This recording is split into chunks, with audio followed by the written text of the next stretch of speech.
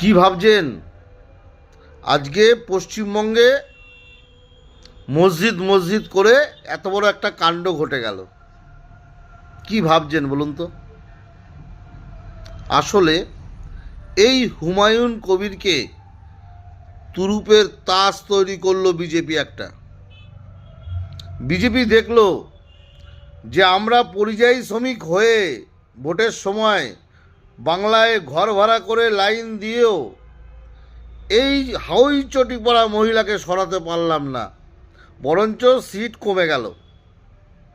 অতএব এই হুমায়ুন কবিরকে দিয়ে তুরুপের তাস করে হিন্দু মুসলিমদের মধ্যে একটা ডিভাইডেশন তৈরি করার কাজ তৈরি করলো, যাতে মমতা ব্যানার্জির কাছ থেকে মুসলিম ভোটটা সরে যায়। মমতা ব্যানার্জির কাছ থেকে মুসলিম ভোট সরে গেলে বিজেপির পশ্চিমবঙ্গে ক্ষমতা দখল করা সহজ হবে।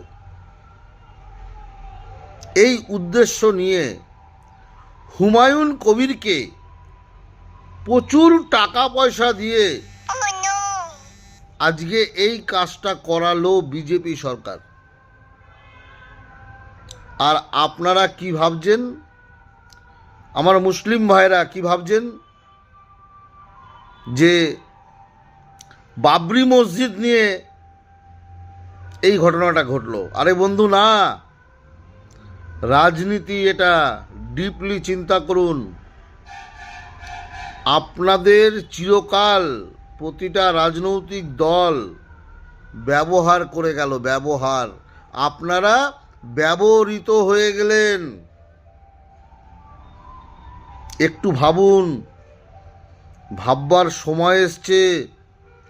বেঙ্গলটাকে ইউপি করতে দেবেন না, বেঙ্গলটাকে ইউপি করতে দেবেন না। একটু ভাবুন, সামনে 2026, তাই সবাই মিলে তৈরি হন। এই ভেদাভেদটাকে দূরে রাখুন। মসজিদ মন্দির এগুলো হবেই। ধর্মের সুড়সুড়ি যারা দেয়, সেই বিজেপি কিন্তু ধর্মের সুড়সুড়ি দেওয়া শুরু করেছে। অতএব হিন্দু বলুন, মুসলিম বলুন, সবাইকে বলছি, আপনারা সাবধান হন, একজোট হন।